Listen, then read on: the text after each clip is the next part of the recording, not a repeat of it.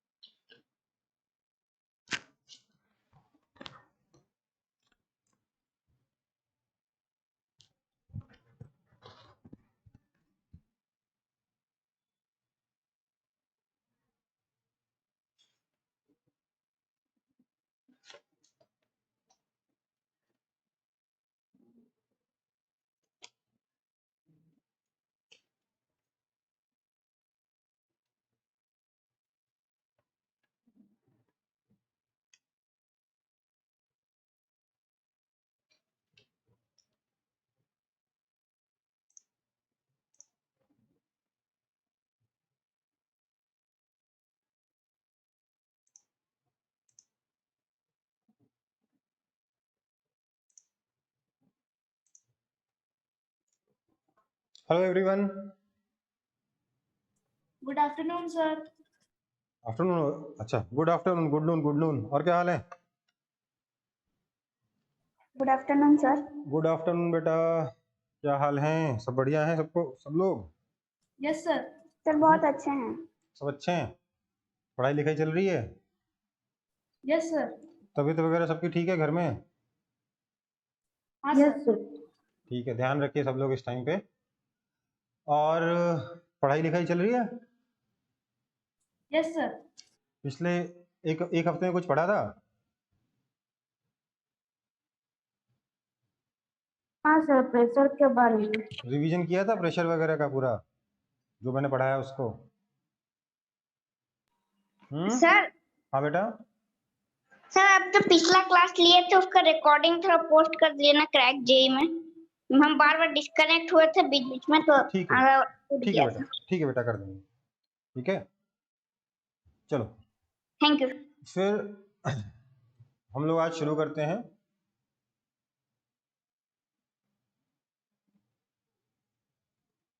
एक सेकंड। तो प्रेशर हमने पढ़ लिया था सारा का सारा, है ना? अब पढ़ेंगे क्या? प्रेशर exerted by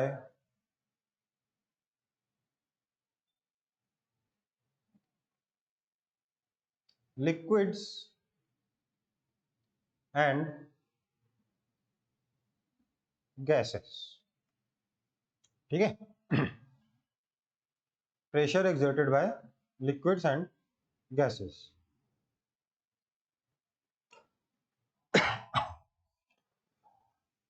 एक बात तो, आपके घरों में छत के ऊपर टंकी होती है पानी की, है ना? हाँ सर। टंकी के अंदर से पाइप निकलता है, पाइप नीचे आके आपके घर के अंदर एक टैप में लगा रहता है, मान लेते हैं टैप है, ठीक है ना? ऐसा कुछ होता है ना?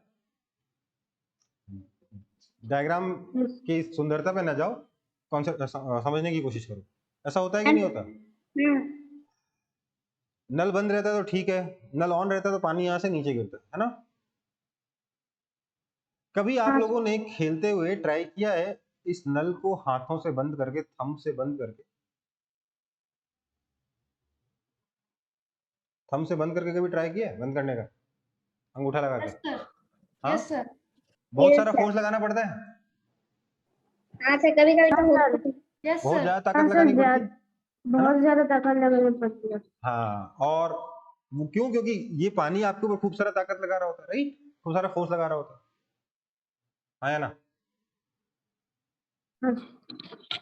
ये पानी आपके हाथों पे खूब सारा फोर्स लगा रहा होता है, फील होता है ना फोर्स, क्या आपके हाथ को पुश कर रहा है पानी, होता है? तो बेसिकली पानी जो फोर्स लगा रहा है उसको अगर आप इस एरिया से डिवाइड कर दोगे तो आपको प्रेशर मिलेगा।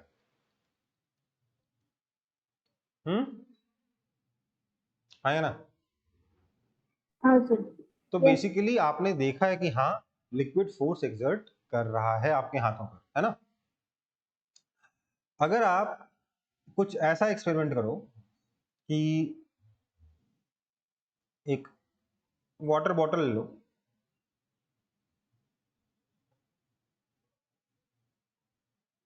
और यहां से एक हल्का पाइप लगा के उसके अंदर सील करके यहां पे अगर आप एक बलून लगा दोगे तो क्या वो बलून अपने आप फूलेगा कि नहीं फूलेगा? खुलेगा। फूल जाएगा ना? क्यों? अपने आप फूल जाएगा, ऐसे ही तो नहीं फूलेगा भाई। से पानी भरोगे तो पानी उसको फुला देगा, है ना? हाँ या ना? Yes sir. क्यों? क्योंकि पानी यहां से फोर्स एक्सर्ट करते हुए बलून को चारों तरफ से फैला देता है। हाँ या ना? Yes sir. Yes sir. मतलब यहाँ पे हमने देखा कि पानी नीचे की तरफ फोर्स लगा रहा है, यहाँ हमने देखा नहीं पानी हॉरिजॉन्टल डायरेक्शन में भी फोर्स अप्लाई कर रहा है, प्रेशर अप्लाई कर रहा है, राइट? यस और no? Yes sir. Yes sir. Right sir. वहीं अगर मैं सिंपली इस बॉटल में, इसी बॉटल में मैं चारों तरफ होल करके छोड़ दूं तो मुझे क्या देखने को मिलेगा? हर एक होल से पानी ऐसे बाहर निकलेगा, सर पानी बैलून से निकलने लगेगा होल के है ना? द्वारा। मतलब वो प्रेशर अप्लाई कर रहा है, उसको अगर आप रोकना है तो आपको फोर्स अप्लाई करना पड़ेगा उसके ऊपर। प्रेशर वो अप्लाई कर रहा है ऑलरेडी पानी, राइट? हमने यहाँ देखा कि पानी हर डायरेक्शन में फोर्स लगा रहा है, नीचे भी प्रेशर अप्लाई कर रहा है, इधर भी प्रेशर अप्लाई कर रहा है, यहाँ चारों तरफ प्रेशर अप्लाई कर रहा है ना? देखा कि नहीं देखा? यस मैं सही है सर। अगर हम एक ऐसा डिवाइस बनाए,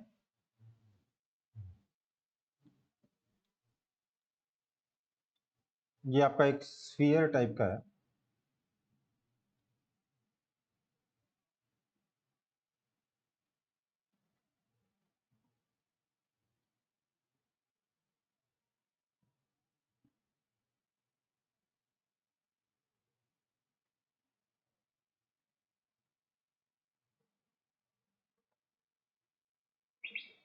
ये आपका पिस्टन है। पिस्टन समझते हो सब लोग? पिस्टन समझते हो? नहीं नो सर। नहीं समझते? इंजेक्शन देखा है? सिरिंज देखा है? Syringe yes sir. Yes sir. उसके पीछे ये लगा रहता है ना, यस सर। Yes sir. इसी को कहते हैं पिस्टन, ठीक है? समझ में आई बात? तो बेसिकली ये इंजेक्शन का आगे वाला टिप है। हमने क्या किया, इस पिस्टन को यहां से पुश किया, इसके अंदर पूरा पानी भरा हुआ है, ठीक है? अगर मैं इसको ऊपर की तरफ पुश करूंगा तो यहां से पानी क्या चारों तरफ निकलेगा कि नहीं निकलेगा? सर चारों तरफ से निकलेगा। हर तरफ से निकलेगा ना? मतलब हम क्या सीख रहे हैं यहाँ पे कि जो हमारा जो क्या बोलते हैं पानी है वो चारों तरफ प्रेशर एक्सर्ट करता है, ठीक है? इनफैक्ट पानी नहीं, लिक्विड एंड गैसेस हमेशा चारों तरफ प्रेशर एक्सर्ट करते हैं। इसको हम क्या कहते हैं, इस लॉ को? ये पास्कल्स लॉ और बड़ा है, बट पास्कल्स लॉ का पार्ट है ये। क्या है वो? Pressure at a point inside a, लिख रहा हूं फ्लूइड। फ्लूइड का मतलब क्या होता है? लिक्विड्स एंड गैसेस, ठीक है? तो pressure at a point inside a fluid acts equally in all directions. Pressure at a point inside a fluid acts equally in all directions. ठीक है? समझ में आई बात? सर आप वहाँ पर कौन सा लॉ लिखे हैं? क्या? सर आप जो अभी लॉ का जो अभी डेफिनेशन उसका नाम है लिखवाए पास्कल, हैं। थोड़ा बड़ा नाम लिख देता हूं, पास्कल, पास्कल लॉ। प्रेशर की यूनिट क्या होती है? पास्कल होती है ना, वही अंकल है, इन्हीं के नाम पर प्रेशर की यूनिट है, ठीक है। Okay sir, thank you sir. तो पास्कल्स लॉ क्या है कि एक पॉइंट पे जो प्रेशर होता है फ्लूइड में वो चारों तरफ लगता है और इक्वली लगता है। ओके बेटा, यस सर। ठीक है।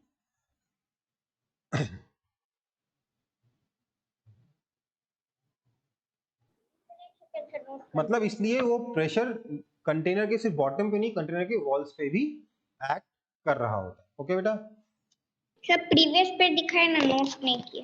कॉपी करो।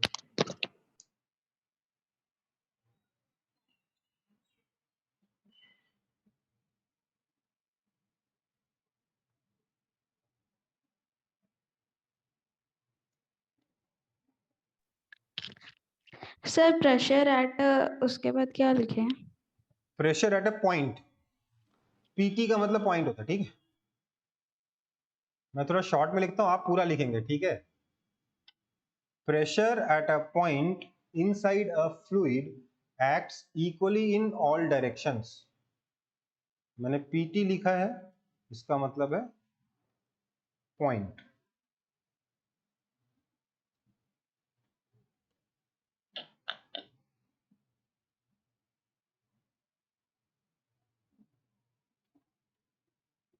आगे बढ़ूं? Yes sir.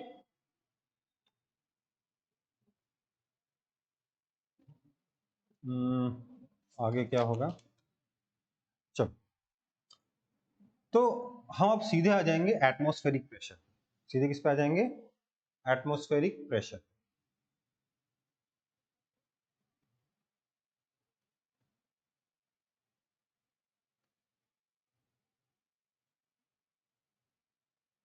ठीक है,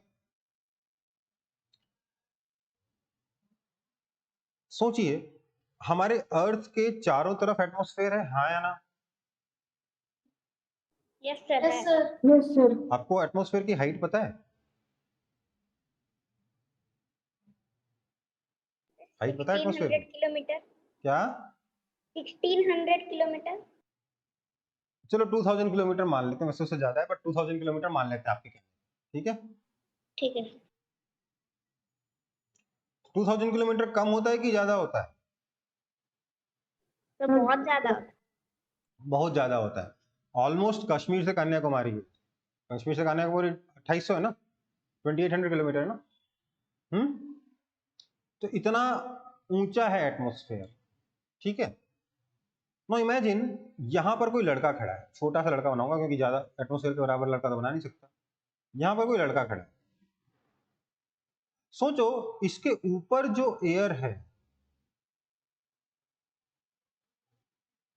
क्या उस एयर का पूरा वेट उसके सर पे है या नहीं? है या नहीं? है ना?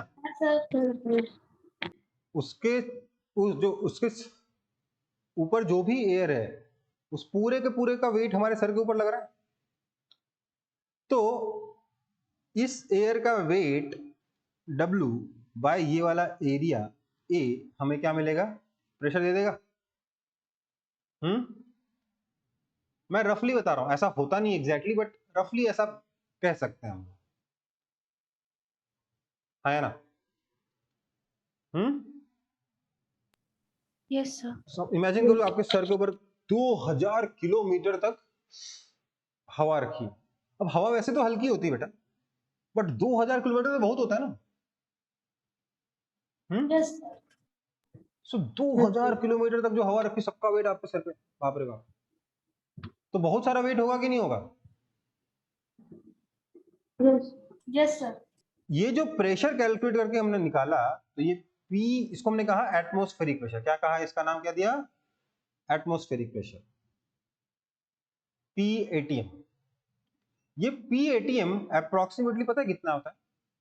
10 टू पावर 5 न्यूटन पर मीटर स्क्वायर, या 10 टू पावर 5 पास्कल, जो भी बोलो, ठीक है।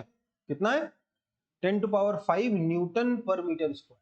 इतना वेट है हमारे सर पे, इतना सारा प्रेशर है, और ये प्रेशर चारों तरफ लगता है। तो ये प्रेशर हमको चारों तरफ से दबा रहा है, इतना सारा प्रेशर। समझ में आई बात? तो फील क्यों नहीं होता हम लोग? सुनो क्या है, आप सोचिए थोड़ा सा भी बात कर लेते, उस पे आऊंगा, जो आपने क्वेश्चन पूछा ना उस पे आऊंगा। इमेजिन करिए कि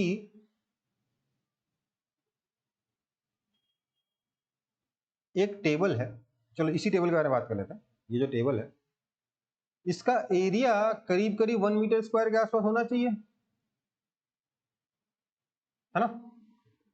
है ना? Yes sir. तो 1 मीटर स्क्वायर के ऊपर इस पे डाउनवर्ड डायरेक्शन में कितना फोर्स लगेगा? प्रेशर हमें पता है, एटमॉस्फेयर कितना फोर्स लगा रहा हो, तो सर फोर्स लगाएगा pressure into area, that is equal to 10 to power 5 newton, है ना? ये जो 10 टू पावर 5 न्यूटन है, this is the weight of approximately 10 to power 4 kilogram weight. मतलब 10, क्योंकि फोर्स कितना होता है, वेट कितना होता है, mg होता है, और जी कितना है, 10 था, बताया था ना मैंने लास्ट क्लास में, बताया था ना लास्ट क्लास में कि जी की वैल्यू 9.8 मीटर पर सेकंड स्क्वायर है, भूल गए? तो इसको 10 से डिवाइड कर देंगे तो m मिल जाएगा। तो बेसिकली 10 टू पावर 5 न्यूटन का मतलब 10 टू पावर 4 किलोग्राम का वेट रखा हुआ। 10 टू पावर 4 किलोग्राम का मतलब 10,000 किलो, मतलब 10,000 किलो का मतलब समझते हो, 2 हाथी। तो मेरी इस टेबल पर 2 हाथी बैठे, 2, एक नहीं 2। ओ भाई, इतने फोर्स से हाथी एटमॉस्फेयर इसके नीचे दबा रहा है। सोचो, ये टूट क्यों नहीं रहा टेबल?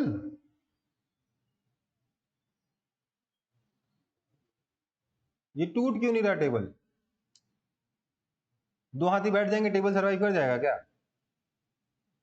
बोलो। No sir. लेकिन ये तो नहीं टूट रहा, लेकिन ये तो नहीं टूट रहा। क्यों नहीं टूट रहा है टेबल? बहुत मजबूत है।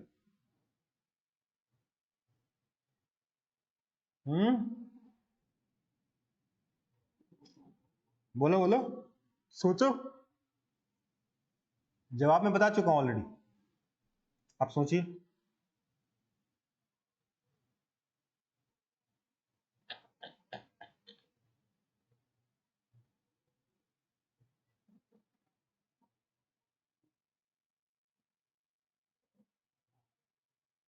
सर प्रेशर पूरे टेबल के एरिया पे डिस्ट्रीब्यूट हो जा रहा है इसलिए। कारण ये है बेटा कि प्रेशर हर डायरेक्शन से लगता है। अगर टेबल को ऊपर से नीचे दबा रहा है एटमॉस्फेरिक प्रेशर, तो नीचे से ऊपर भी पुश कर रहा है। समझ में आई बात? Yes sir. इसलिए दोनों तरफ से फोर्स बैलेंस हो जा रहा है, दोनों को बराबर से बचा के रखा हुआ है प्रेशर ने, इसलिए ये नहीं टूट रहा। समझ में आई बात? हाँ या ना? Yes sir. इतना ज्यादा फोर्स होता है वैसे एटमॉस्फेरिक प्रेशर का, कितना फोर्स होता है बता देते हैं। सर आप force equal to P into A क्यों लिखे, पी ए? वो तो pressure is equal to force by area होता है, तो force equal to pressure into area नहीं आएगा? हाँ हाँ हाँ सर, ठीक है। पता है एक साइंटिस्ट था जिसका नाम था ऑटो, ये अपना AUTO नहीं है, ऑटो नहीं चलाता था ये, ऑटो वॉन, सरनेम मैं भूल रहा हूं, बहुत अजीब सा सरनेम था।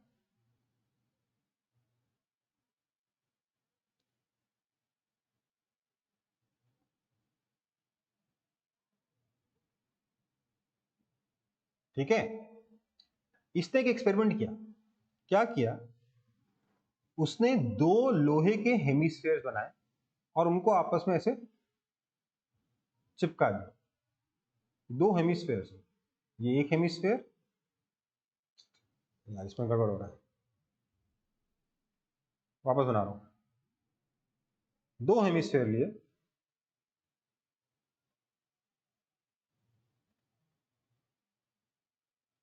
और दोनों को आपस में ऐसे कांटेक्ट में ला दिया, बीच में रबर लगा दिया है, इधर से एक रस्सी बांधी, वो रस्सी को और आगे टुकड़ों में बांटा, इधर 8 हॉर्सेस लगाए, इधर 8 हॉर्सेस लगाए और हॉर्सेस को दौड़ाने की कोशिश की। साथ में क्या किया था, यहां पर एक वैक्यूम पंप लगा दिया था, जिससे कि अंदर वैक्यूम बना हुआ था, मतलब अंदर एटमॉस्फेयर नहीं था। जब अंदर एटमॉस्फेयर नहीं था तो चारों तरफ से क्या किया, एटमॉस्फेरिक प्रेशर ने इसको ऐसे पुश किया, इस लेफ्ट वाले को राइट की तरफ और इस राइट वाले को एटमॉस्फेयर ने किधर पुश किया, लेफ्ट की तरफ। किया कि नहीं किया, आया ना? Yes sir. Yes sir. Yes. इस वजह से ये और ये चिपक गए, चिपक गए दोनों, दिख रहा है? एटमॉस्फेयर इसको पकड़ के रखा है। यस और सर। ये 8 घोड़े मिलकर भी दोनों तरफ से इसको दोनों को अलग अलग सेपरेट नहीं करना, इतना ज्यादा फोर्स है। हाथी थोड़ी ना उठा लेंगे घोड़े, हैं? समझ में आई बात? 1 मीटर डायमीटर का ये लिया था स्फीयर, 8 घोड़े मिलकर 16 घोड़े मिलकर नहीं खींच पाए। समझ में आया?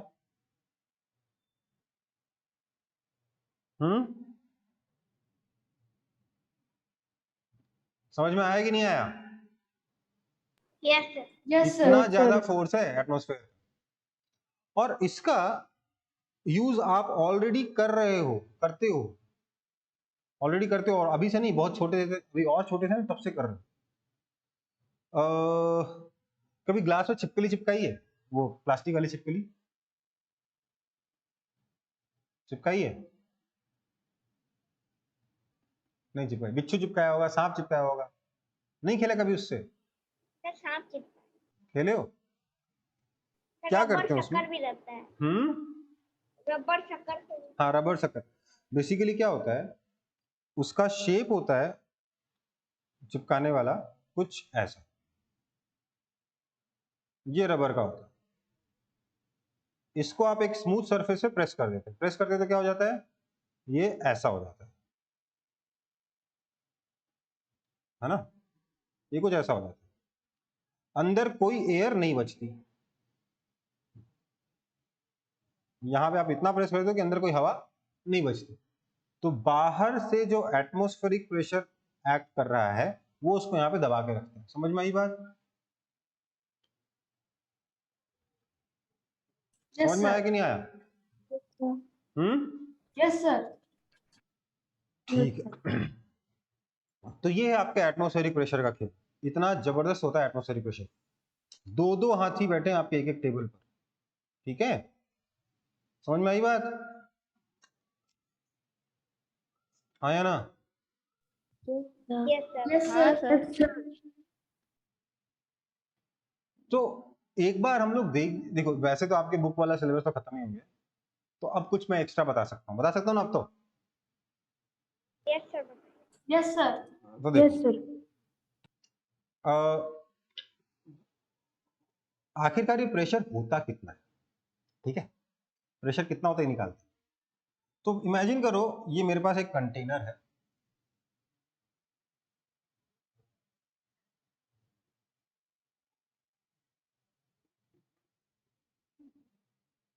जिसका एरिया ए है,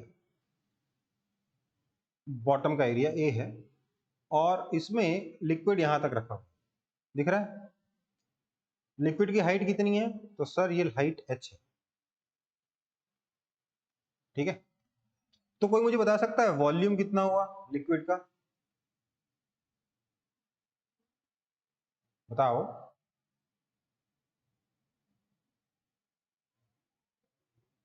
बोलो। ए इंटू एच। ए इंटू एच हुआ कि नहीं हुआ? Yes yes sir. अच्छा बताओ मुझे, एक सिलेंडर का वॉल्यूम कितना होता है? सिलेंडर के वॉल्यूम का फॉर्मूला पता है कि नहीं पता आप लोगों को? बोलो, नहीं पता? चलो, इसका वॉल्यूम होता है पाई आर स्क्वायर इंटू एच, जहां आर इसका रेडियस है और एच इसकी हाइट है। ये पता है आप लोगों को? पता था फॉर्मूला कि नहीं पता था? नहीं पता। नहीं पता था? नहीं। क्योंकि नो क्लास सर। 8th में ही आपका ये फॉर्मूला शायद अभी तक पढ़ा नहीं है आपने। 8th में पढ़ना है आपको फॉर्मूला। ये कैसे आता है? तो पाई आर स्क्वायर सर्कल का एरिया होता है, है ना? Yes Yes. Sir. Area into height से क्या मिल जाता है आपको? वॉल्यूम मिल जाता है। क्या मिल जाता है? वॉल्यूम। तो इस कंटेनर के बॉटम का एरिया ए है, हाइट इसके अंदर एच हाइट तक लिक्विड भरा हुआ है, तो कितना वॉल्यूम होगा? एरिया इंटू हाइट होगा। Yes, sir. Yes. तो अगर इसकी डेंसिटी रो है तो मास कितना हो जाएगा? कितना हो जाएगा? डेंसिटी इंटू वॉल्यूम होगा। डेंसिटी पता है कि नहीं पता? डेंसिटी समझते हो ना?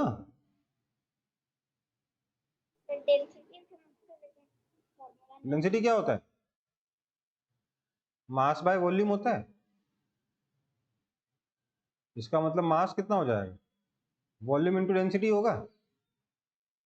अब देखो, इस डेंसिटी को मैंने रिप्रेजेंट किया है ऐसे, रो से। इसको क्या पढ़ते हैं? आर एच ओ, रो से। ठीक है, आप डी से रिप्रेजेंट कर लो, कोई नहीं, काम करता हूं मैं डी से कर लेता हूं।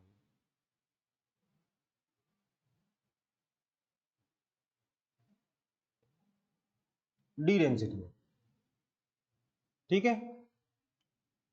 सो इसका मतलब जो वेट हो जाएगा, जो फोर्स होगा इसके ऊपर डाउनवर्ड डायरेक्शन में जो फोर्स लगेगा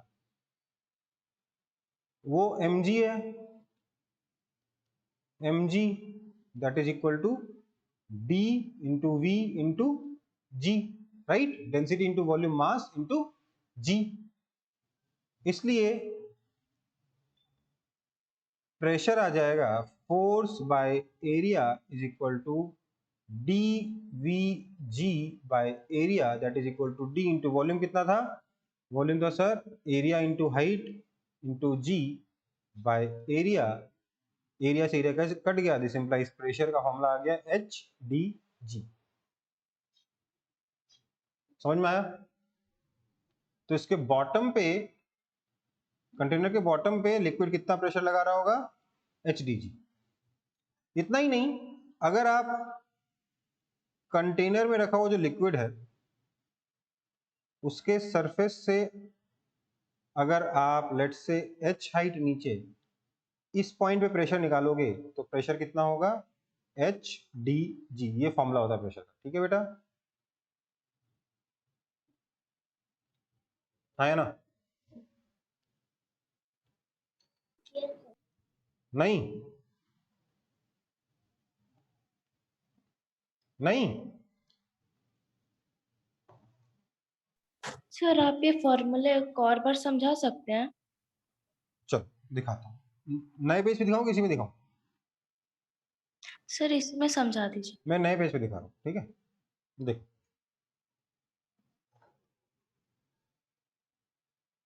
ये मेरा कंटेनर,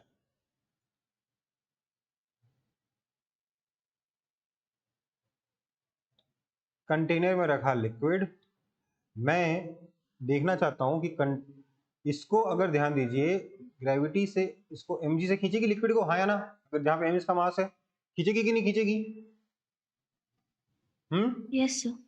और इसलिए इसको नीचे जाने से रोकने के लिए कंटेनर इस पे अपवर्ड डायरेक्शन फोर्स लगाएगा लिक्विड पर, हाँ या ना?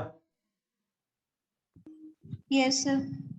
तो लिक्विड कंटेनर पे डाउनवर्ड डायरेक्शन फोर्स लगाएगी। देखो होता क्या है ना, इसको कहते हैं न्यूटन्स थर्ड लॉ। अभी आपने पढ़ा नहीं, मैं इसको बताऊंगा अभी। तो अभी तुरंत पढ़ाऊंगा उस चीज को। मैं गलत जगह पहले आ गया, पहले मेरे को न्यूटन्स लॉ पढ़ाना। अगर मैं आपको पुश करूंगा तो आप भी तो मुझे पुश करोगे, करोगे कि नहीं?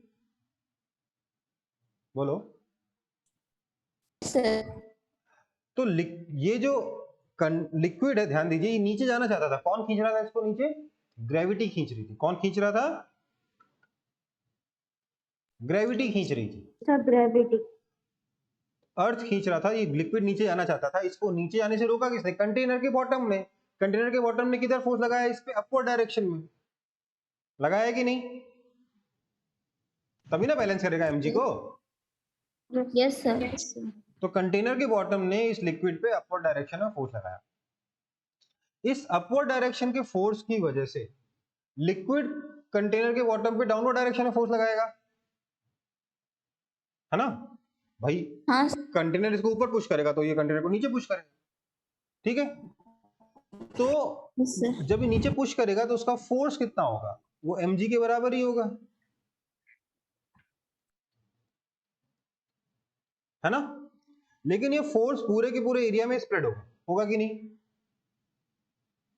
तो इसलिए इसका कंटेनर के बॉटम का एरिया अगर a है तो मैं लिख सकता हूं pressure P is equal to force by area, that is equal to mg by area. बोल सकता हूं कि नहीं बोल सकता हूं? Yes sir. यहां तक सब कुछ क्लियर है? क्लियर है कि नहीं? Yes okay. So clear. Pressure कितना है? mg by area. अब हम लिखेंगे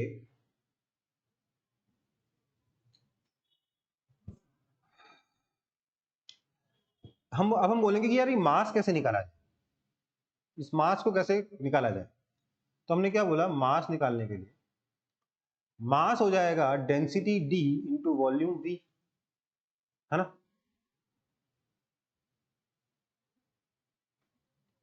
जहां d क्या है? डेंसिटी। ये समझते हो कि नहीं समझते हो? आपको पता है ना कि density is equal to mass by volume होता है। Yes sir. ये सबको पता है ना? अगर नहीं पता तो मैं फालतू पढ़ा रहा हूं, आगे बढ़ दूंगा। तो पता है मास पर यूनिट वॉल्यूम को डेंसिटी कहते हैं। ये तो क्लास 3-4 से पढ़ा हुआ है, नहीं पता है क्या?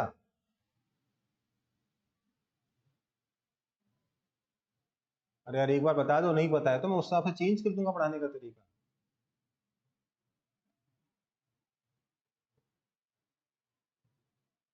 पता है सबको? ठीक। सो मास क्या है? Density into volume. Okay, so ये हो गया density into volume into ji by area, that is equal to volume कितना है? Area into height. This implies pressure कितना हो गया? एच डी जी, क्योंकि एरिया से एरिया मर गए, है ना? यस ठीक है, चलो। तो प्रेशर का फॉर्मूला भी आ गया हमारे। लिक्विड के सरफेस से h हाइट नीचे कितना प्रेशर होता है? एच डी जी होता है। कहने का मतलब ये है कि अगर मैं कंटेनर के बॉटम पे नहीं, वॉल पे भी अगर मैं एरिया निकालना चाहूं तो वॉल में क्या होगा? अलग अलग पॉइंट पे अलग अलग एरिया होगा। मान लेते हैं h हाइट नीचे, इस पॉइंट पे मैं एरिया निकालना चाहता हूँ, प्रेशर निकालना चाहता हूँ, तो ये जो प्रेशर P होगा, that pressure P will be given by H D G. समझ में आई बात? Yes sir. यहां h क्या है? Depth below the liquid surface, ठीक है? h क्या है? Depth below the liquid surface. d क्या है? डेंसिटी, ठीक है? अब आगे बढ़ते हैं। हो गया? बहुत हो गया ना?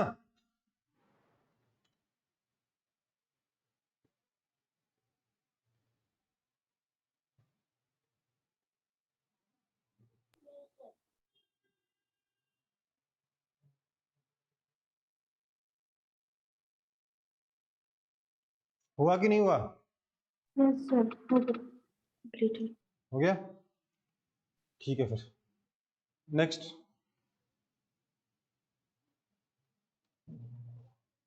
ठीक है, फिर बेटा ये पार्ट प्रेशर खत्म हो गया। अब मैं आपको, जैसे एचडीजी भी आपके सिलेबस के बाहर था, बट मैं अब आपको एक फोर्स के बारे में चीज पढ़ा दे रहा हूं जिसका नाम है न्यूटन्स लॉज ऑफ मोशन। इसके बाद ये चैप्टर खत्म कर देंगे, ठीक है। ये क्लास 9th का टॉपिक है, 11th में भी पढ़ते हैं, पर मैं आपको क्लास 8th में एक बार ये चीज पढ़ाना चाहता हूँ, क्योंकि इसके बिना मेरे को फोर्स में बात करने में तकलीफ, फोर्स के बारे में बात करने में तकलीफ हो रही है। और अगला चैप्टर फ्रिक्शन है, जिसमें काफी आसान हो जाएगा अगर आपको न्यूटन लॉ आते होंगे तो, ठीक है। सो सबसे पहला आपका लॉ है, फर्स्ट लॉ क्या कहता है, Newton's first law of motion क्या कहता है? ये कहता है, सर लॉ ऑफ इनर्शिया होता है। हाँ, लॉ ऑफ इनर्शिया कहते हैं इसको। न्यूटन्स फर्स्ट लॉ कहता है कि an object in motion will stay in motion in same direction with same speed until and unless an external force acts on it। समझ में आई बात? वैसे कहना चाहिए एन भी यहाँ पे गलत है थोड़ा सा, यहाँ कहना चाहिए अ नेट एक्सटर्नल फोर्स। ध्यान दीजिए क्या कह रहे हैं। हम लोगों ने बचपन से देखा कि एक बॉल को लुढ़का दिया, थोड़ी देर बाद रुक जाती है, एक बक्से को धक्का दिया, थोड़ी देर बाद रुक जाता है ना? देखा कि नहीं देखा? तो हमारे दिमाग में एक नोशन है कि चीजें रेस्ट पे रहना चाहती हैं, ऑटोमेटिकली सब कुछ रेस्ट पे आ जाता है। ये है कि नहीं दिमाग में? है ना? पर न्यूटन ने कहा नहीं, ये गलत है। न्यूटन ने कहा कि अगर कोई ऑब्जेक्ट मोशन में है तो ये अपना मोशन कंटिन्यू करेगी in same direction with same speed. अच्छा, एक लाइन यहाँ पे छूट गई बेटा, थोड़ा सा यहाँ पे और लिखना है आपको, यहाँ पे एंटर करना है, and an object at rest will stay at rest. तो क्या कहा?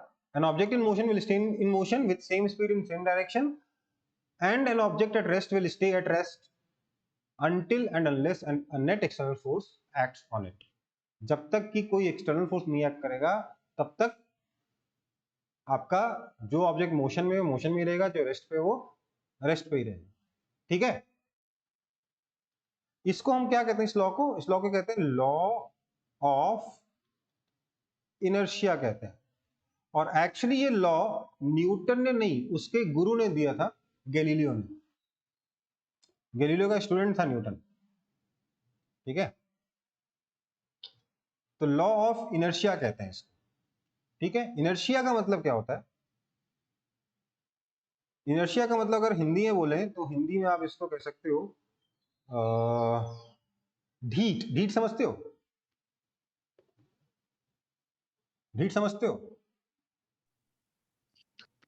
No, sir. ढीठ नहीं समझते? अरे जिसको कोई फर्क नहीं पड़ता, वो अपना जो कर रहा हो करता रहेगा, उसको बोलते रहो, सुनता नहीं है। Yes, sir. Yes, sir. समझते हो? तो लॉ ऑफ इनर्शिया के बारे में बात कर रहे हैं।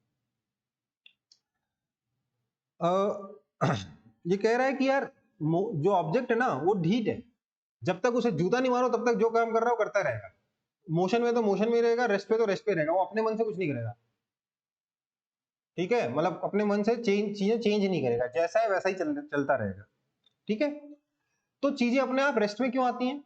जो हमने देखा है बचपन से, वो आती है ड्यू टू फ्रिक्शन। किसकी वजह से रेस्ट पे आती है चीजें अपने आप? Due to friction. अगर फ्रिक्शन ना हो, अगर कोई और एक्सटर्नल फोर्स ना लगे, एयर रेजिस्टेंस ना हो, तो चीजें कभी रेस्ट पे अपने आप नहीं आएंगी। जो मूव कर रहा होगा वो मूव ही करता रहेगा, जो पहले से रेस्ट पे होगा वो रेस्ट पर रहेगा। ये लॉ ऑफ इनर्शिया। तो इसमें बोला हमारे ऑब्जेक्ट के पास 3 type of inertia. Types of inertia में क्या क्या है? 3 तरीके के। पहला है इनर्शिया ऑफ रेस्ट। ये कहता है कि जो चीज रेस्ट पे है वो रेस्ट पे ही रहेगी। इसका एक बड़ा ही सिंपल सा आप एक्सपेरिमेंट करके देख सकते हो अपने घर में अभी के क्लास के बाद। मान लेते हैं ये ग्लास लिया अपन ने, इस ग्लास पे हम लोग एक लेट से कार्डबोर्ड रख देते हैं।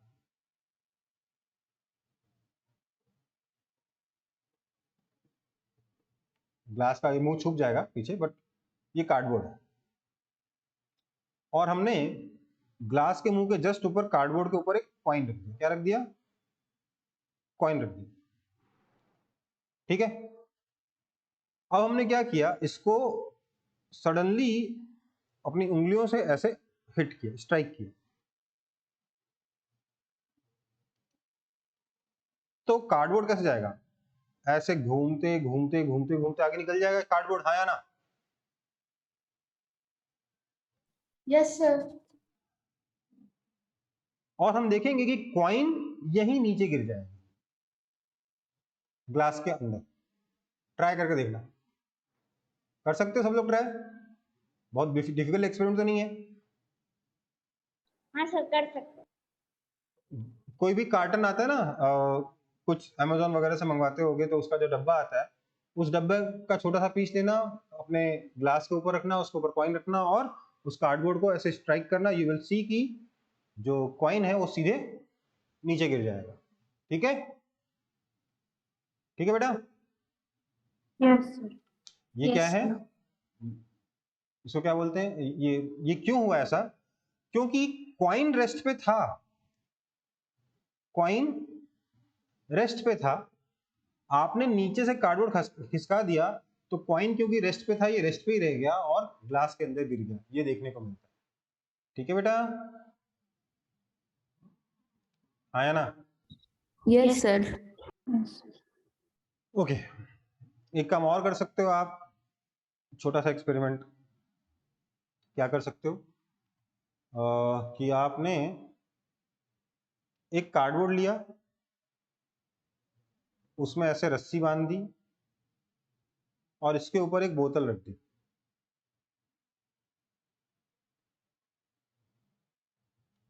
बोतल खाली नहीं होनी चाहिए। बोतल में आपने लेट से आधा पानी भरा।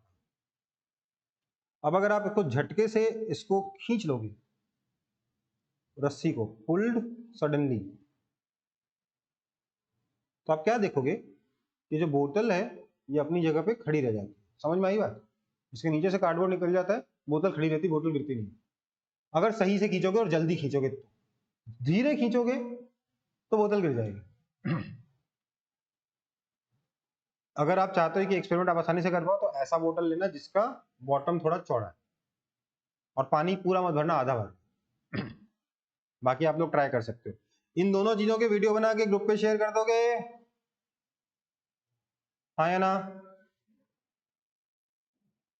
बोलो। ये आपका होमवर्क है, ये दोनों एक्सपेरिमेंट करने हैं और वीडियो ग्रुप पे शेयर करना है। ठीक है? दूसरा, ये हो गया इनर्शिया ऑफ रेस्ट। दूसरा है इनर्शिया ऑफ स्पीड। कोई ऑब्जेक्ट जिस स्पीड से मूव कर रहा होगा ना, उसी स्पीड से मूव करता रहता है, अगर कोई फ्रिक्शन वगैरह ना हो। फॉर एग्जाम्पल, कोई आपको अगर आप फुटबॉल फील्ड में अगर आप फुटबॉल खेल रहे हो, आपके पार्टनर ने आपकी तरफ बॉल को किक किया है, बॉल लुढ़कते हुए आपकी तरफ आ रही है, वो अपने आप नहीं रुकेगी आपको देखकर, आपको अपना पैर से फोर्स लगा के उसे रोकना पड़ेगा। हाँ या ना? Yes, sir. ठीक है? थर्ड है इनर्शिया ऑफ डायरेक्शन। वो जो फुटबॉल आपकी तरफ आ रही थी वो ऑटोमेटिकली टर्न नहीं कर रही थी, उसका डायरेक्शन चेंज करने के लिए आपको उसे साइड में किक करना पड़ता है। समझ में आई बात? नंबर 3 में क्या लिखा है क्या आपने? इनर्शिया ऑफ तो डायरेक्शन में मैंने ये कहा कि वो जो फुटबॉल आपकी तरफ आ रही थी, क्या वो अपने आप टर्न और घूमते हुए आ रही थी क्या? मतलब अपने आप डायरेक्शन चेंज कर रही थी क्या अपने मोशन का? ऐसा तो नहीं होता ना कि भैया ये फुटबॉल फील्ड है, इस सामने वाले का गोल पोस्ट है, मैं यहाँ पे खड़े होकर फुटबॉल को मैंने इधर किक किया, फुटबॉल ने वाला अच्छा गोल पोस्ट इधर तो खुद से मुड़ के चला गया, ऐसा होता है क्या? नहीं सर। नहीं होता ना। उसे इधर टर्न करने के लिए किसी मेरे पार्टनर को इधर किक करना पड़ेगा कि नहीं करना पड़ेगा, मेरे टीममेट को? Yes, sir. Yes sir. तो ये क्या है? Inertia of direction. ठीक है, तो बेसिकली लॉ ऑफ इनर्शिया या फिर फर्स्ट लॉ ऑफ न्यूटन क्या कहता है? ये कहता है कि जो ऑब्जेक्ट मोशन में है वो मोशन में ही रहेगा अपनी सेम स्पीड से अलोंग सेम डायरेक्शन, और जो रेस्ट पे है वो रेस्ट पे ही रहेगा तब तक जब तक कि कोई नेट एक्सटर्नल फोर्स अलग से ना लगे। प्लीज ये जो है ना, इस पार्ट को आप यहाँ पे बीच में ऐड कर लेंगे, नहीं तो बहुत तकलीफ होगी। यहाँ पे आपको ऐड करना है दोनों के बीच में, ठीक है?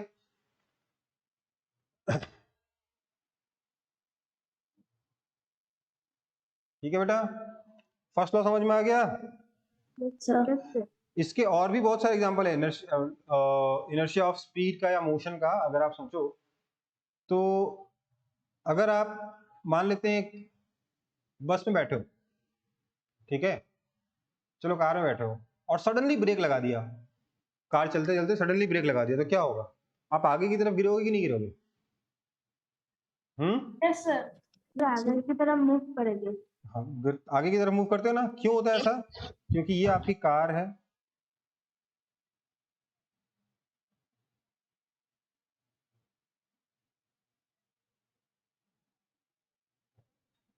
जैसी ही बनी,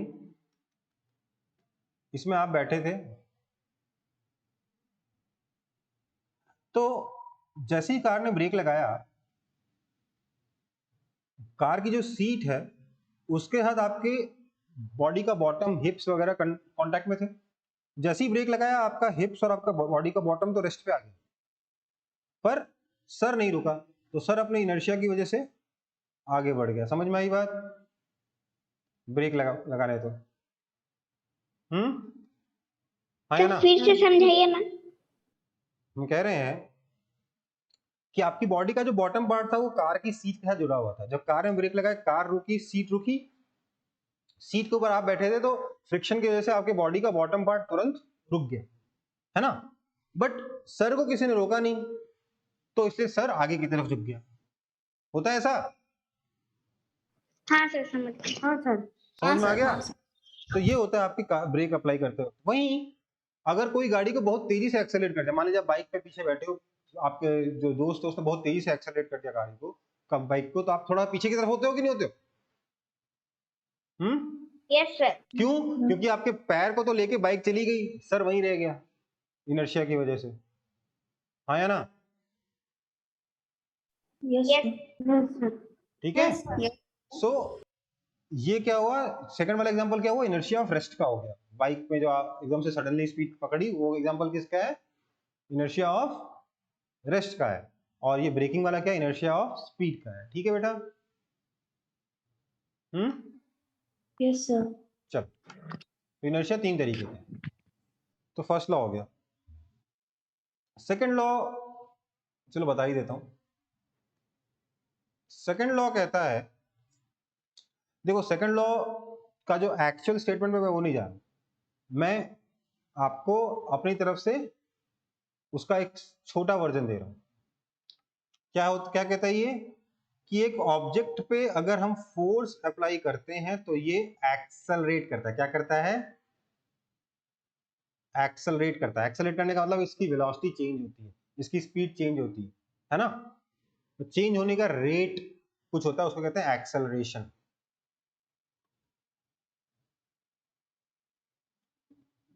वेलोसिटी जिस रेट से चेंज होगी ऑब्जेक्ट की, उसको क्या बोलते हैं? एक्सेलरेशन कहते हैं। समझ में आई बात? जिस रेट से उसकी स्पीड बढ़ेगी या घटेगी, जिस रेट से उसकी स्पीड इंक्रीज होगी या डिक्रीज होगी, वो क्या हो गया? एक्सेलरेशन हो गया। ठीक है। अगर जिस डायरेक्शन में मूव कर रहा है उसी डायरेक्शन में फोर्स लगाएंगे तो स्पीड इंक्रीज होगी, अपोजिट डायरेक्शन में फोर्स लगाएंगे तो स्पीड डिक्रीज होगी, है ना?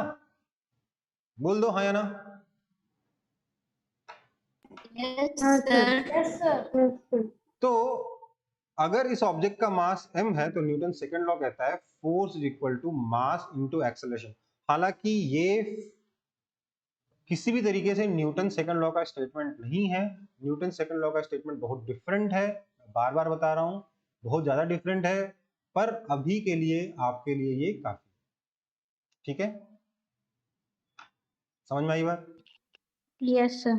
सर जब कार रेस्ट पे होती है उसको चलाने के लिए क्या दबाते हो? एक्सेलरेटर दबाते हो ना?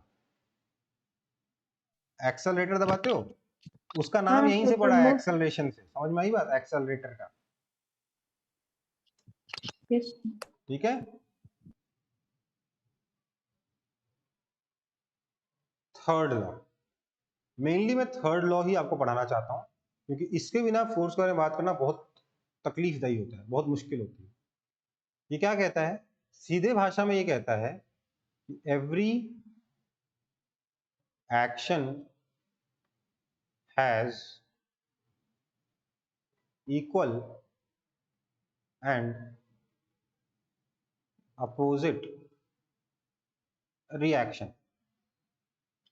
अब देखो यहाँ पे कुछ बातें जरूरी है। इसका मतलब क्या है सर? एक्शन क्या है, रिएक्शन क्या है, क्या लिख दिया सर आपने? ये देखो, ये कहना ये चाहता है कि मान लेते हैं ये एक ऑब्जेक्ट है ए और ये दूसरा ऑब्जेक्ट है बी।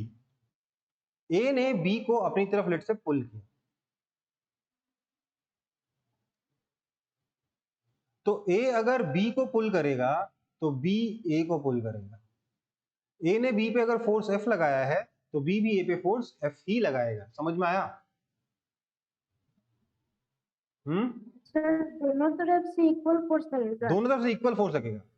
क्या बोला, क्या बोलना चाहता है ये कि इफ, मतलब समझने वाली भाषा में ये है कि if a body A applies a force on B, then B applies an equal and opposite force on A। समझ में आई बात? Yes, sir. ध्यान दीजिए, इसमें एक बहुत ही खास बात है।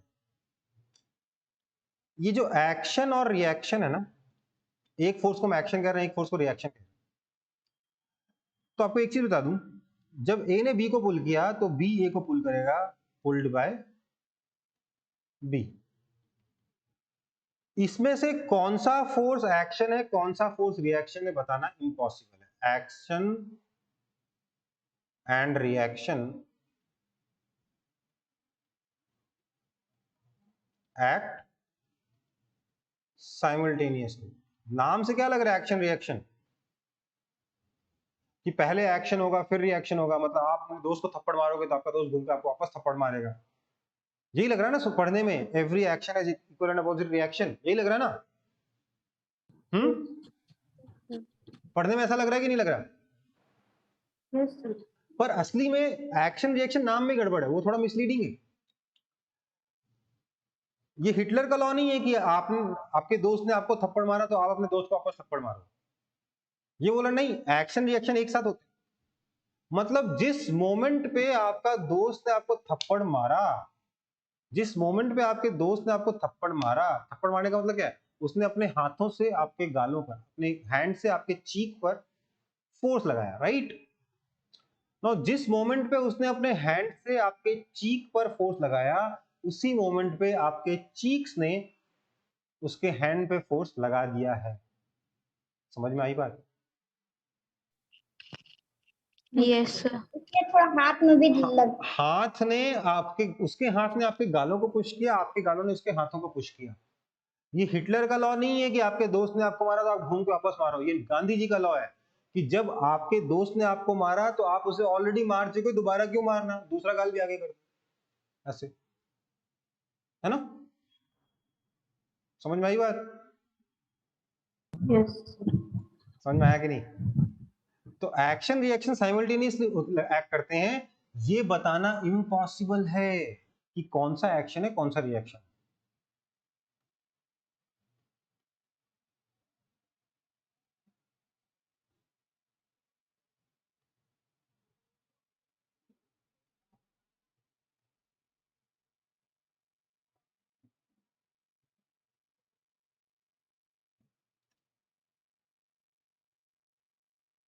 ठीक है, समझ में आई बात।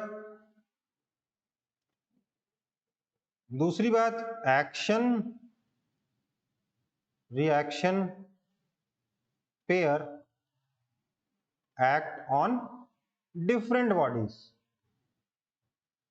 भाई समझो ना, ए बी को पुल कर रहा है तो बी ए को पुल कर रहा है, राइट। तो एक फोर्स बी पे लगा, एक फोर्स ए पे लगा, दोनों फोर्स बी पे नहीं लग रहे, या दोनों फोर्स ए पे नहीं लग रहे, हो रहा है क्या ऐसा?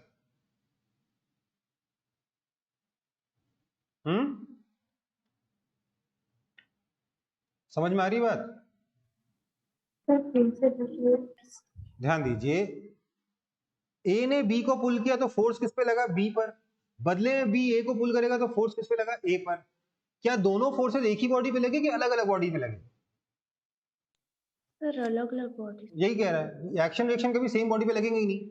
जब आपके दोस्त ने आपको थप्पड़ मारा तो एक फोर्स उसके हाथों ने आपके गालों पे लगाया तो एक फोर्स गाल पे लगा, दूसरा फोर्स आपके गालों ने उसके हाथों पे लगाया तो दूसरा फोर्स हाथ पे लगा, है ना? Yes sir. दोनों फोर्स सेम बॉडी पे नहीं लगते। अगला,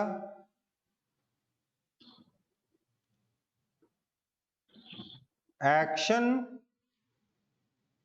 रिएक्शन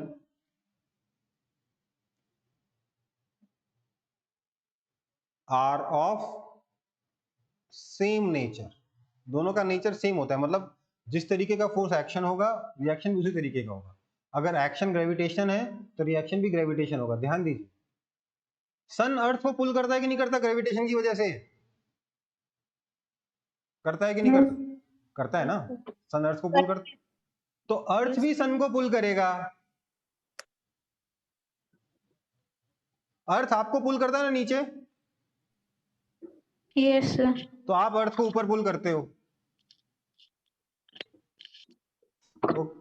ओके, समझ में आया? समझ में आया कि नहीं आया तीनों लॉ? Yes sir. देखो बहुत ही बेसिक में बताया मैंने, 9th क्लास में और डिटेल में होगा। 9th क्लास में मैं थोड़ा 11 जैसा पढ़ाया था, बट काफी डिटेल में होगा। ठीक है, तो ये मेरे को पढ़ाना बहुत जरूरी था क्योंकि इसके बिना मेरे को बहुत तकलीफ हो रही थी फोर्स के बारे में बात करने में आपसे। मतलब मैं आपसे ये भी नहीं बता पाता, ये भी बोलने में तकलीफ होती थी कि कंटेनर में रखा हुआ लिक्विड ने अगर कंटेनर को नीचे पुश किया तो कंटेनर का बॉटम लिक्विड को ऊपर पुश करेगा। ये क्या है? एक्शन रिएक्शन है। समझ में आई बात? Yes sir. समझ में आया? देखो, इस एक्शन रिएक्शन के एग्जांपल बता सकते हो कोई मेरे को?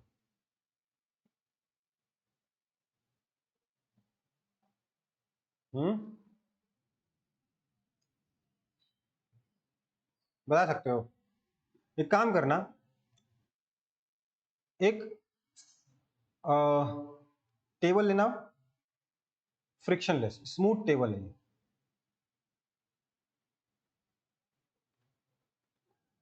इसमें आप यहां पर रख देना एक मैग्नेट और यहां पे रख देना आयरन का बार, सेम ऑलमोस्ट सेम मास का।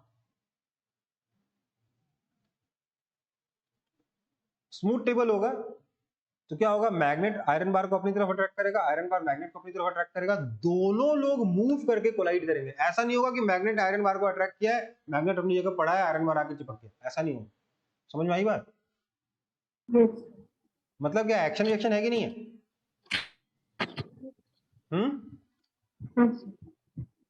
स्ट्रिंग का टेंशन कैसे वर्क करता समझो, उसको बताने में बहुत तकलीफ हो रही थी मेरे को। आपने स्ट्रिंग को इधर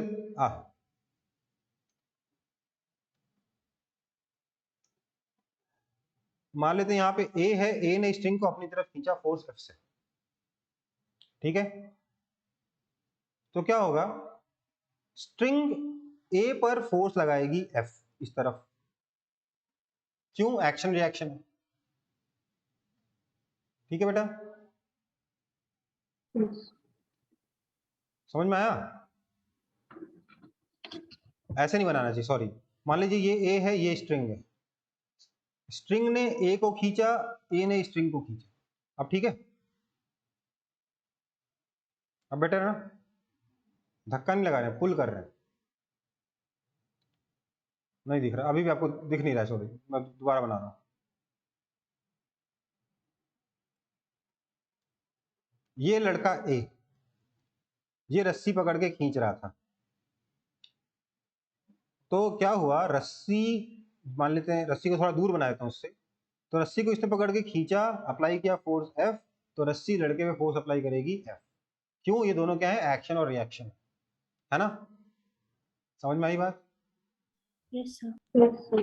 अब इस रस्सी पे क्योंकि लेफ्ट साइड में फोर्स एफ लग रहा है, रस्सी लेफ्ट साइड में जाना चाहेगी, पर रस्सी है मासलेस, या रस्सी का मास हम लोग निग्लिजिबल मानते हैं, तो उसमें फोर्स भी नेट जीरो ही होगा। या रस्सी रेस्ट पे है तो force equal to mass into acceleration से भी फोर्स जीरो हो जाएगा। तो इस पर इधर फोर्स लगा, कोई ना कोई फोर्स लगा रहा होगा एफ इधर, वो दूसरा लड़का था बी जिसने इस रस्सी को इधर खींचा, तो ये रस्सी लड़के को अपनी तरफ खींचेगी बाय सेम फोर्स एफ। तो रस्सी ने क्या किया, ए को इधर खींचा, बी को इधर खींचा, दोनों को अपने अंदर की तरफ खींचा विद इक्वल फोर्सेस। हाँ या ना? समझ में आई बात? ये आपका tug of war. Tug of war में रस्सियां दोनों टीम्स को इक्वल फोर्स से, अपनी रस्सी जो दोनों टीम्स को इक्वल फोर्स से अंदर की तरफ खींचती है, अपनी तरफ खींचती है। ठीक है, तो सर जीतेगा कोई? जीतता कैसे सर? तो जीतता वो है जो ग्राउंड पे ज्यादा फोर्स लगाता है। समझ में आई बात? कौन जीतता है?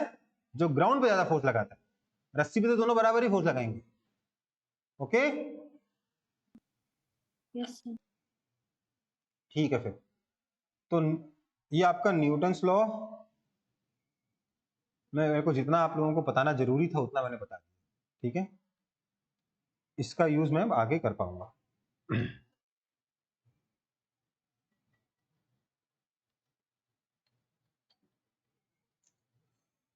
तो अब कुछ क्वेश्चंस देख लेते हैं आपकी बुक के ही, एनसीईआरटी की बुक के कुछ क्वेश्चंस देख लेते हैं। ठीक है, जल्दी जल्दी मैं क्वेश्चन बोलूंगा, आप लोग आंसर दोगे हैंड रेज करके। ठीक है, 2 examples in which you push or pull to change the state of motion of object। 2 example दीजिए जिसमें आप पुश या पुल करके स्टेट ऑफ मोशन को चेंज करते हो। सर फिर से क्वेश्चन रिपीट करिएगा प्लीज। सर क्वेश्चन फिर रिपीट करिए ना प्लीज। क्या बोले? क्वेश्चन रिपीट करूं? रिपीट करिए। Give 2 examples each of situations. Give 2 examples each of situations in which you push or pull to change the state of motion of object। आप ऐसे 2 example दीजिए जिसमें आप एक किसी ऑब्जेक्ट का स्टेट ऑफ मोशन चेंज करने के लिए पुश या पुल करते हो।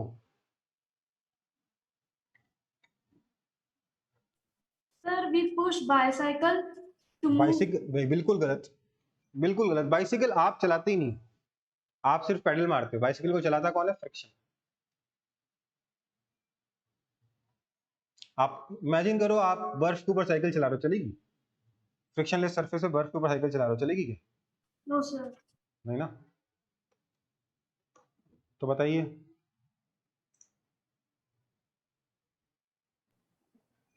बोलिए बेटा। बॉल को, सर बॉल को, कैचिंग अ मूविंग बॉल हाँ सर वही। या थ्रोइंग अ बॉल, दोनों हो गया। अरे कुछ भी फोर्स लगा दो। ओपनिंग अ डोर, रेस्ट पे था, उसको आपने मोशन में ला दिया, स्टेट ऑफ मोशन चेंज किया कि टेबल नहीं? को धकेलना, टेबल या चेयर को। क्या? Sir, moving a table. Moving a table, chair, मतलब सोफा, जो मूव कराना करा लो। बहुत सारे एग्जांपल है, कहीं पे भी फोर्स अप्लाई करके आप स्टेट ऑफ मोशन तो चेंज करते ही हो ना, है ना? क्यों आपको इनडायरेक्ट जाना है सर साइकिल पे? वो आपको पता नहीं साइकिल कैसे काम करती, तो let's not talk about it. Okay, 2 examples in which applied force cause change in shape, sir force के, स्ट्रेचिंग हाँ रबर बैंड, क्या, सर रबर बैंड को जब स्ट्रेच करते हैं तब। रबर बैंड को स्ट्रेच करते हो, और सर प्रेसिंग है balloon, blowing a balloon, okay, और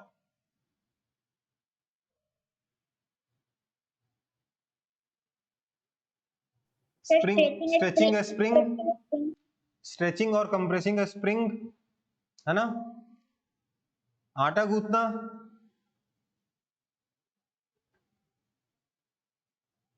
है ना, आटा गूंथते तो उसका शेप चेंज करते हो कि नहीं करते हो। Yes sir. Yes sir.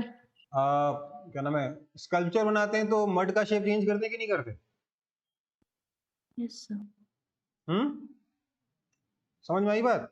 तो बहुत सारे एग्जांपल्स हैं, गिनती है क्या, नहीं है, बहुत सारे हैं। Okay, fill in the blanks है। To draw water from a well we have to dash at the rope. कुएं से पानी निकालने के लिए रोप पर डैश करना पड़ता है। सर पुल। पुल, सर ठीक है, पुल करना। हाँ। A charged body dash an uncharged body towards it. Sir attracts. Attract लिख सकते हो, पुल्स लिख सकते हो, ठीक है। Okay, to move a loaded trolley we have to push, push it, okay. Push. The north pole of magnet dash the north pole of another magnet. Repel, repel लिख repel. सकते हो, पुशेस लिख सकते हो, ठीक है ना। आप पुश पुल से भरना चाहिए आपके, क्योंकि आपके बुक में वही सब।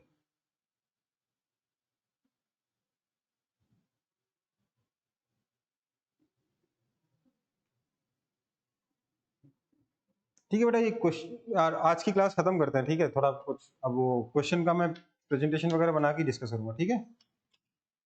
नेक्स्ट क्लास में करते हैं, आज की क्लास इतनी ही। अच्छा, ये एक बात पूछनी थी आप लोगों से, कौन सा दिन में एक और क्लास ले सकता हूँ, मतलब ये वाली क्लास की जगह किसी और दिन शिफ्ट कर देंगे आपकी क्लास। लगातार 3 क्लास हो जाती है, आप लोग थक जाते होगे।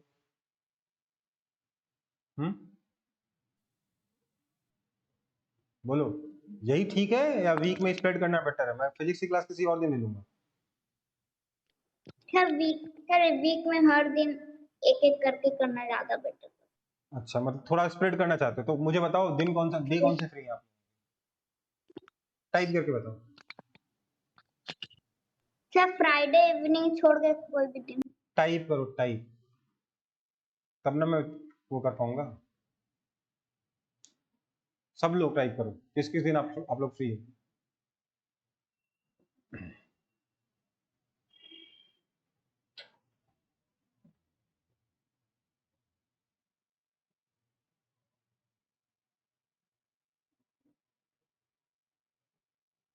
एक काम करना, एक काम करना बेटा, ग्रुप पे भेज देना। ओके, अभी तक तो आसान पड़ रहा है, मेरे को और बताओ।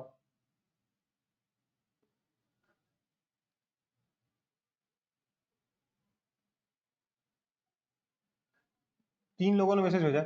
एक काम करो, अपना ट्यूशन शेड्यूल जो है ना, ठीक है, ज्यादातर लोग हर दिन फ्री हैं।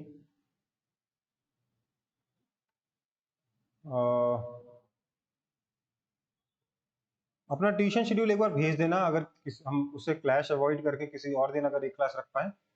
हाँ, हर दिन फ्री है, all day I am free, very good. All day I am free का मतलब अगर किसी दिन आप 1 घंटे के लिए बिजी हो तो वो 1 घंटा बता देना मेरे को, ठीक है। मेरे को व्हाट्सएप पे भेज देना, मैं उसके आप से आपको टाइम टेबल बना के दे दूंगा, ठीक है। मुझे लग रहा है हर दिन ही फ्री हो लग रहा है आप लोग, तो मैं किसी दिन रख देता हूँ आपकी क्लास, ठीक है, कोई दिक्कत नहीं होगी। लगातार 3 क्लास लेने में मेरी भी हालत खराब हो जाती है, आपकी भी हालत खराब हो जाती होगी, ठीक है बेटा। मिलते हैं फिर अगली क्लास में। Thank you sir, bye sir. Bye बेटा।